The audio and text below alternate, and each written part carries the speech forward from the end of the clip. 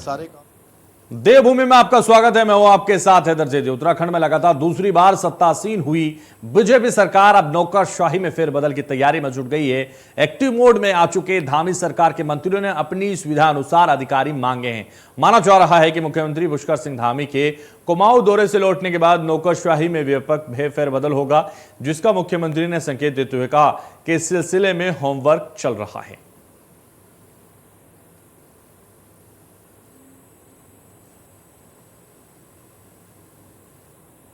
सारे काम होंगे।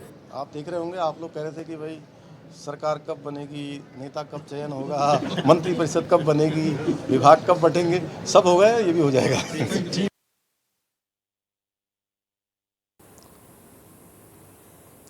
और दोबारा मुख्यमंत्री बनने के बाद पुष्कर सिंह धामी पहली बार चंपावत विधानसभा के 2 दिवसीय दौरे पर पहुंचे। सीएम ने दौरे के दूसरे दिन सुबह मां पूर्णागिरी के दर्शन किए। वे पत्नी गीता धामी के साथ सुबह करीब 5 बजे टनकपुर से मंदिर के लिए रवाना हुए। मंदिर पहुंचकर उन्होंने पूजा अर्चना की और प्रदेश और देश की खुशहाली की कामना की। नवरात्र के पहले दिन होने के चलते धाम में हजारों की संख्या में श्रद्धालु मां के दर्शनों के लिए पहुंचे और इस दौरान सीएम के साथ विधायक कैलाश कहतोड़ी, डीएम विनीत तोमर, एसपी देवेंद्र पिंचा समेत कई अधिकारियों ने भी दर्शन किए। पूरे कुमाऊं में नवरात्रि पर दुर्गा मंदिरों और शक्तिपीठों पर भारी भीड़ नजर आई।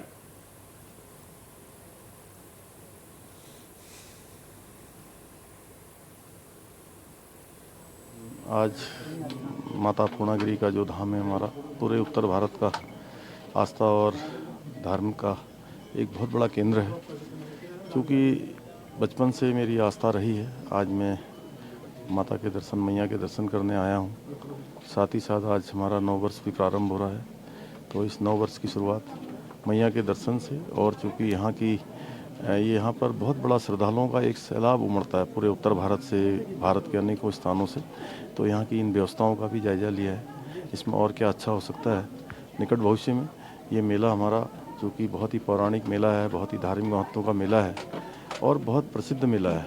पूरे उत्तर भारत के लाखों लोग इस मेले में प्रतिभाग करते हैं। इस मेले में अच्छी सुविधाएं हों, अच्छी व्यवस्थाएं हों, अच्छी अवस्थापना सुविधाएं हों, उन सभी के लिए हम प्रतिबद्ध हैं। हम इसमें काम करेंगे। मैं पुनः आज सभी को नवरात्र की भी और 9 वर्ष की भी सभी को शुभकामनाएं। देवभूमि उत्तराखंड के कड़कड़ में महादेव का वास है। शिवशंकर के साथ ही यहाँ के पर्वत शिखरों और नदी तटों पर मां दुर्गा भी अलग अलग स्वरूपों में विराजती हैं। देवी के इन मंदिरों को सिद्ध पीठों के रूप में भी जाना जाता है, क्योंकि यहाँ मांगी जाने वाली भक्तों की सभी मनोकामनाएं पूरी होती हैं। तो देवभूमि में नवरात्रि काफी धूमधाम से मनाया जाता है और प्रदेश में हर जगह लोग देवी मां की दर्शन के लिए पहुंचते हैं। तो नवरात्र पर जिस तरह से तस्वीरें लगातार आ रही हैं, वो हम आपको दिखा रहे हैं। उत्तराखंड में नवरात्रों की धूम है और नवरात्रों की धूम की तस्वीरें आप देखिएगा किस तरह से मंदिरों में भक्तों का तांता लगा हुआ है। आज से ही नए संवत्सर का आगमन, नए वर्ष का आगमन और नल नाम का संवत्सर आज से प्रारंभ हो रहा है। अब जो आज से माँ भगवती शक्ति की उपासना 9 दिन तक अनवरत चलती रहती हैं। माँ भगवती या देवी सर्वभूतेषु शक्ति रूपेण संस्थिता नमस्तस्यै नमस्तस्यै नमस्तस्यै नमो नमः। नए साल की वो होती है, आरंभ होता है हमारा नया साल, इसलिए हम जोश से और एक ताकत आती, नया जीवन में नई उमंग, नए पत्ते, नए प्रकृति अपना नया वो देती है, सब कुछ नया होता है। तो इंसान की भी ज़िंदगी में नयापन आता है और माता की पूजा करने सब लोग आते हैं, भक्त लोग। बड़ा रीता तिवारी। नवरात्रि का पर्व आज से शुरू हो गया है और पूरे देश भर में तमाम मंदिरों में श्रद्धालुओं का तांता लगा हुआ है। इस वक्त हम दुर्गा काली मंदिर में मौजूद हैं, जहाँ आप देख सकते हैं लगातार श्रद्धालु हैं यहाँ पूजा अर्चना करने पहुँच रहे हैं। और नवरात्रि का पहला दिन है, जो मान्यता है, मान्यता के अनुसार अगर हम बात करें तो सैला नानी माता का जो है पहले दिन पूजा पाठ किया जाता है। यही वजह कि हालांकि 9 दिन चलने वाली इस पूजा से पहले लोग श्रद्धालुओं का जो मंदिर में आवाजाही शुरू हो गई। हमारे साथ बातचीत करने के लिए मौजूद है पुजारी जी, से बात भी करेंगे। पुजारी जी, आप जानना चाहेंगे कि नवरात्रि का पहला दिन है आज, कितना उत्साह श्रद्धालुओं में खासतौर देखा जा रहा है? सर्वे भवन्तु सुखिनः, सर्वे भद्राणि पश्यन्तु, मा कश्चित् दुःखभाग् भवेत्। आज सर्वमंगल मांगल्ये शिवे सर्वार्थ साधिके शरण्ये त्र्यंबके गौरी नारायणी नमस्तुते। आज माता दुर्गा का पहला दिन है। प्रथम शैलपुत्री माता की पूजा होती है। तो सुबह 8:30 बजे हमने यहाँ पर सबसे पहले भगवान गणेश का पूजन किया, फिर कलश स्थापना की। तो माता दुर्गा का आज प्रथम दिवस है, प्रथम नवरात्रा है, चैत्र नवरात्रा। तो सभी की मनोकामना पूर्ण करने वाले और असुरों का नाश करने वाली, जितनी भी भय बीमारी दुख जो होते हैं उनको दूर करने वाली और मंगल कार्य करने वाली माता भगवती का आज पूजन किया जा रहा है। और माता भगवती सभी की मनोकामना पूर्ण करे, सुख संपत्ति का वास करे, दुख दरिद्र का नाश करे। ये पूजा परंपरा कुछ अलग होती है कि नवरात्रि कुछ अलग तरह से पूजा की जाती है, ऐसा कुछ मानता है? कुछ समय बद्धता होती है इसमें, किस समय पूजा किया जाना चाहिए? हाँ, आज तो 8:30 से 9:30 बजे तक विशेष मुहूर्त था। तो इसमें हम जैसे भगवान गणेश का पूजन, फिर पंचांग पूजन, फिर कलश स्थापना माता का, फिर ये जो जवारा पूजन करते हैं, फिर बोते हैं, फिर हरियाली उगाते हैं। इस प्रकार आज प्रथम कन्या का पूजन भी किया जाता है और माता शैलपुत्री का पूजन किया जाता है। धन्यवाद। ये थे पुजारी जी का साफ तौर पर कहना कि फिलहाल जो आज शिवरात्रि यानी कि नवरात्रि का पहला दिन है और नवरात्रि के पहले दिन जो है शैलपुत्री माता का पूजा किया जाता है। श्रद्धालुओं में काफ़ी उत्साह देखने को मिल रहा है। तो कुल मिलाकर कहें कि लोग घरों में भी पूजा पाठ कर रहे हैं। पूजा पाठ करने के बाद लोग घरों से बाहर अपने काम के लिए निकल रहे हैं। लिहाजा इंडियन न्यूज़ भी सबसे अपील करता है कि आराम से नवरात्रि का पर्व मनाएं और ताकि सबके घरों में खुशहाली है। कैमरामैन सौरभ के साथ रोहित सोनी, इंडियन न्यूज़ देहरादून। पुष्कर सिंह धामी 2.0 सरकार में 3 नए मंत्री बनाए गए हैं। वित्त मंत्री प्रेमचंद्र अग्रवाल, चंदन राम दास और सौरभ बहुगुणा नए मंत्री हैं। बाकी 5 मंत्रियों को रिपीट किया गया है। पुराने सभी मंत्रियों को पुराने आवास फिर से अलॉट कर दिए गए हैं, लेकिन अधिकांश मंत्रियों के आवास देहरादून के यमुना कॉलोनी में हैं। सभी माननीय मंत्री जी गणों को आवास आवंटन का कार्य पूरा कर लिया गया है और अधिकांश लोगों ने खाली भी कर दिया है। और उसमें अब हम जो भी रंग रोगन का काम होता है, पेंटिंग वगैरह का काम होता है, मरम्मत का कार्य होता है, वो करा रहे हैं और इसके बाद माननीय मंत्री जी शिफ्ट हो जाएंगे। तत्कालीन व्यवस्था क्या है जहाँ पे? वैकल्पिक व्यवस्था है हमारे पास, बीजापुर गेस्ट हाउस में है, ऑफिस तंत्र शासन में है, तो उनकी सुविधा अनुसार हम व्यवस्था कर ले रहे हैं। ऐसी कोई दिक्कत नहीं है। Thank you. सिंह धामी सरकार में 3 नए मंत्री बनाए गए हैं। इसके अलावा विधानसभा अध्यक्ष रितु खंडूरी भी पहली महिला स्पीकर बनी है। ये मेरे सामने जो आवास देख रहे हैं, ये विधानसभा अध्यक्ष के लिए अधिकृत आवास हैं। यहाँ पर जो भी विधानसभा स्पीकर बनते हैं वो इसी में रहते हैं। प्रेमचंद्र अग्रवाल अभी तक यहाँ पे थे। R1 यमुना कॉलोनी का ये आवास है। यमुना कॉलोनी में तमाम मंत्री रहते हैं और यहीं पे विधानसभा अध्यक्ष भी रहते हैं। R1 में प्रेमचंद्र अग्रवाल रहते हैं। अब प्रेमचंद्र अग्रवाल चूंकि इस बार वित्त मंत्री है, इसलिए उनको R2 में शिफ्ट किया गया है। ये R2 आप देख रहे हैं, ये R2 है, यहाँ पर उनको शिफ्ट कर दिया गया। ठीक इसके बगल में जब आप देखेंगे तो यहाँ पर सुबोध उनियाल का आवास है, जो कि इस बार वन मंत्री हैं। पिछली बार कृषि मंत्री थे, पुष्कर सिंह धामी सरकार में कृषि मंत्री थे। दोबारा बीजेपी जीत कर आई है और जीतने के बाद इनको वन मंत्रालय मिला है और जो लगातार आप कह सकते हैं दूसरे कार्यकाल में वो सुबोध उनियाल इसी जो आवास में हैं। इसके अलावा अगर R2 की बात करें, R2 में हरक सिंह रावत रहते थे। प्रेमचंद्र अग्रवाल को ये आवास मिल गया है। इस आवास की अपनी कहानी है एक। हरक सिंह रावत यहाँ पर 15 साल से इस आवास में जमे हुए थे लगातार। 2007 में नेता प्रतिपक्ष बने, उसके बाद बीजेपी की सरकार में मंत्री रहे और उसके बाद जो है फिर बीजेपी में आए कांग्रेस छोड़कर, तब तक फिर मंत्री बने। ऊर्जा मंत्रालय और वन मंत्रालय इनके पास था, यहीं जमे हुए थे 15 साल से। और हरक सिंह रावत गाहे बगाहे ये कहते दिख जाते थे कि वो अकेले मंत्री हैं, ऐसा अकेला राज्य का मंत्री हैं जो एक ही आवास में 15 साल से जमे हुए हैं या उनको बदलना नहीं पड़ा आवास। लेकिन इस बार उनको टिकट नहीं मिला और वो विधानसभा में नहीं पहुंचे, इसलिए उनको ये आवास खाली करना पड़ा है। ये आवास प्रेमचंद्र अग्रवाल को अलॉट हो गया। इसके ठीक बगल में R4 है, सामने R2 के सामने R4 है। ये आवास बिशन सिंह चुफाल के नाम से अलॉट था, पिछली बार वन मंत्री थे और इनके पास ये आवास था। आप देख सकते हैं बोर्ड उखड़ चुके हैं और अंदर काम चल रहा है, रंगाई पुताई का, रंग रोगन का काम चल रहा है। ये आवास अब चंदन राम दास को अलॉट हुआ है। तो कुल मिला के देखें तो 3 नए मंत्री हैं और तीनों को आवास अलॉट हो चुके हैं और यमुना कॉलोनी में इनको आवास मिला है। बाकी जो मंत्री हैं वो अपनी पुराने आवास में ही हैं। 5 और मंत्री जो थे पिछली सरकार में भी मंत्री थे और इस सरकार में भी मंत्री है, रिपीट किए गए हैं, तो उनको यहीं पे पुराने आवास में ही वो अभी तक हैं और वही आवास उनको फिर से अलॉट कर दिया गया है।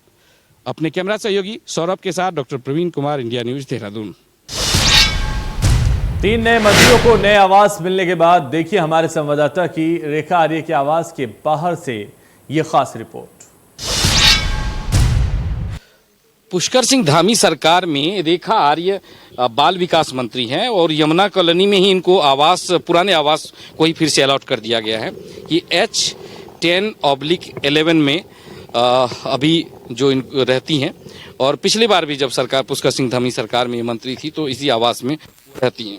इसके अगर हम बात करें तो इसके बगल में मदन कौशिक का आवास है। इसके ठीक बगल की बात करें, आप सामने देख सकते हैं यहाँ पे तकरीबन जितने भी आवास हैं किसी न किसी मंत्रियों के नाम अलॉट रहे। ठीक बगल में अगर बात करें तो रेखा आर्य के बगल में का आवास प्रदेश अध्यक्ष है। उत्तराखंड में परिपाटी है कि जो सत्ताधारी पार्टी के प्रदेश अध्यक्ष होते हैं उनको भी आवास अलॉट किया जा सकता है। आप देख सकते हैं ये मदन कौशिक का आवास है। अब मदन कौशिक जब मंत्री थे तब भी यहीं पर थे और प्रदेश अध्यक्ष रहते हुए भी लगातार यहीं पर हैं। मदन कौशिक के ठीक सामने बंशीधर भगत जो कि कैबिनेट मंत्री थे पिछली बार, यानी कि पिछली सरकार में, पुष्कर सिंह धामी के पिछली सरकार में, उनके पास विधायी संसदीय कार्य नागरिक आपूर्ति मंत्रालय था, वो इसमें रहते थे। लेकिन अब ये खाली हो रहा है, R5 है ये और ये खाली हो रहा है। आप अंदर का नज़ारा भी हम दिखाएंगे आपको।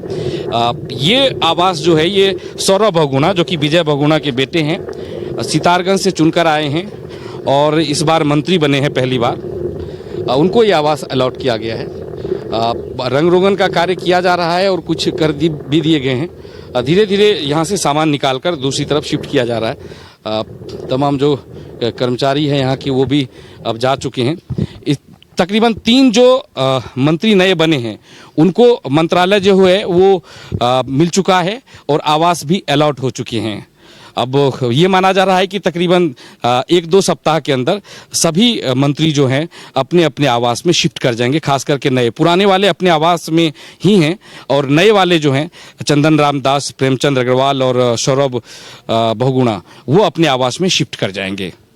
अपने कैमरा सहयोगी सौरभ के साथ doctor Praveen Kumar, India news, Dehradun. प्रदेश के बड़े नेता धन सिंह रावत को भी पुराने आवास में शिफ्ट किया गया है। देखिए हमारे संवाददाता की ये खास रिपोर्ट।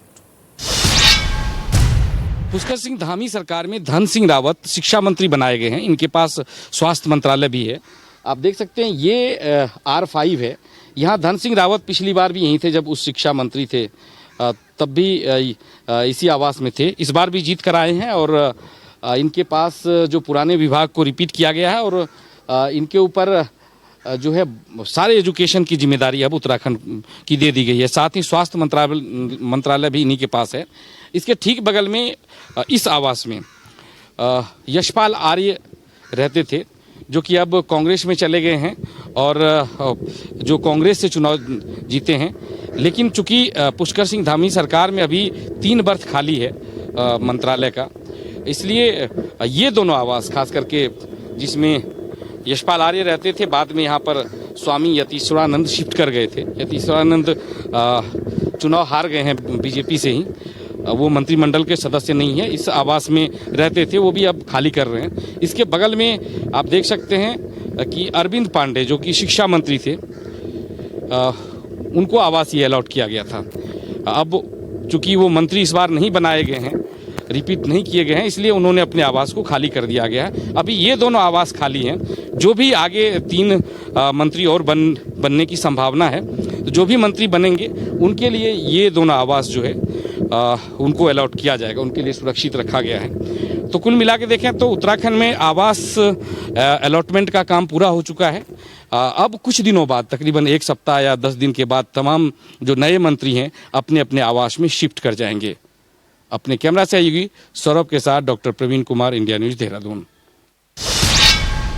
आज से पूरे देश में नवरात्र शुरू हो चुके हैं। हिंदू वर्ग नवरात्रों की तैयारियों में जुट गए हैं। नवरात्रों के बाद 10 अप्रैल को अनुष्ठानों की पुण्य आहुति होगी, जिसके लिए मंदिरों में सभी तैयारियां पूरी कर ली गई हैं। मां दुर्गा मंदिरों को सजाने संवारने के साथ ही नारियल चुनरी की दुकानें सज गई हैं।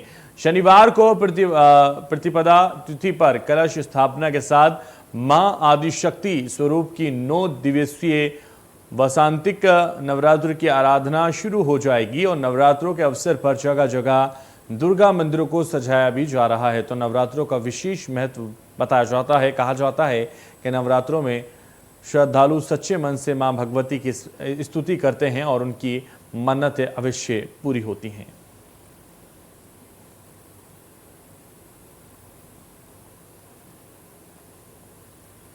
तैयारियां व्यवस्था हो रही है कि एक हमारी शंकर भगवान की प्राण प्रतिष्ठा के लिए नया निर्माण हुआ है और हमारे मंदिर में नए गेट भी लगाए जा रहे हैं और सजावट का मतलब बहुत ही अच्छी व्यवस्था चल रही है। देश भर में हिंदू नववर्ष के आगमन और चैत्र नवरात्रि के प्रथम दिन अल्मोड़ा के देवी मंदिरों में श्रद्धालु मां की पूजा अर्चना और अनुष्ठान कर रहे हैं। वहीं प्रसिद्ध ऐतिहासिक धार्मिक आस्था जागेश्वर धाम में सदियों से शक्तिपीठ पुष्टि माता विराजमान है। नवरात्रि के समय भक्त पुष्टि माता की विशेष पूजा अनुष्ठान कर अपनी मनोकामना पूरी करने के लिए दुआएं करते हैं। इनकी इच्छा पूरी हो और पुजारी के अनुसार पुष्टि माता का ये शक्ति पीठ पुराणों में इस स्थान पर मां दुर्गा का अंगूठा गिरा था और पुष्टि माता अर्थात कार्य को सफल करने वाली महादेवी स्थापित है और लोगों को आस्था का केंद्र है।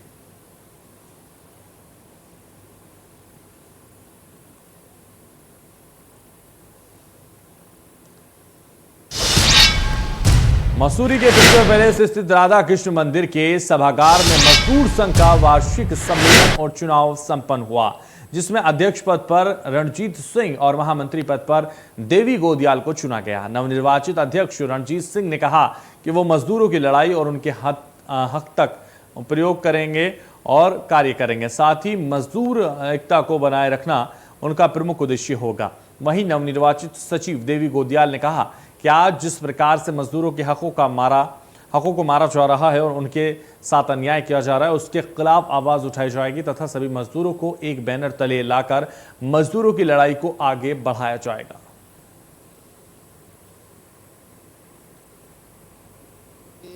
लगातार विगत वर्षों से मजदूरों के साथ मसूरी में बड़े अन्यायपूर्ण तरीके से उनके आवास छीन लिए गए। उनके रोजगार, रिक्शा और बोझा मजदूरों पर लगातार ही कुछ लॉकडाउन की वजह से, कुछ सरकारी कमियों की वजह से मजदूरों का शोषण होता जा रहा था। इसी क्रम को देखते हुए आगे मजदूरों ने ये तय करा कि आगे संघर्ष करने की आवश्यकता है और मजदूर हितों की रक्षा करने की आवश्यकता है।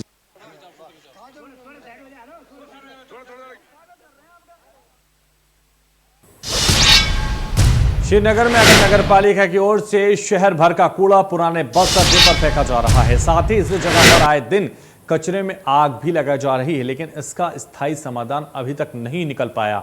इससे स्थानीय लोगों को कचरे के जहरीले धुएं से काफी परेशानियां हो रही हैं। साथ ही उन्हें कई बीमारियों का खतरा बना हुआ है। स्थानीय लोगों ने कई बार नगर पालिका और संबंधित अधिकारियों को इसकी शिकायत भी की है, लेकिन अधिकारियों की ओर से कोई कार्रवाई नहीं की जा रही है। श्रीनगर में टर्चिंग ग्राउंड के अभाव के कारण शहर भर का सैकड़ों टन कूड़ा अलकनंदा नदी के तट पर जमा किया जा रहा है। तो कूड़ा जमा होने की वजह से लोगों को परेशानियों का सामना भी करना पड़ रहा है और कूड़ा जमा होने की वजह से कोई स्थायी समाधान भी नजर नहीं आ रहा है। तो देख सकते हैं तस्वीरें, शिकायतों के बावजूद नहीं हो रहा है कोई समाधान। लोग हैं इसको लेकर बेहद परेशान। अलकनंदा नदी के तट पर जमा हो रहा है कूड़ा। तो फिलहाल देवभूमि में बस इतना ही। दीजिए मुझे इजाजत और आप देखते रहिए इंडिया न्यूज।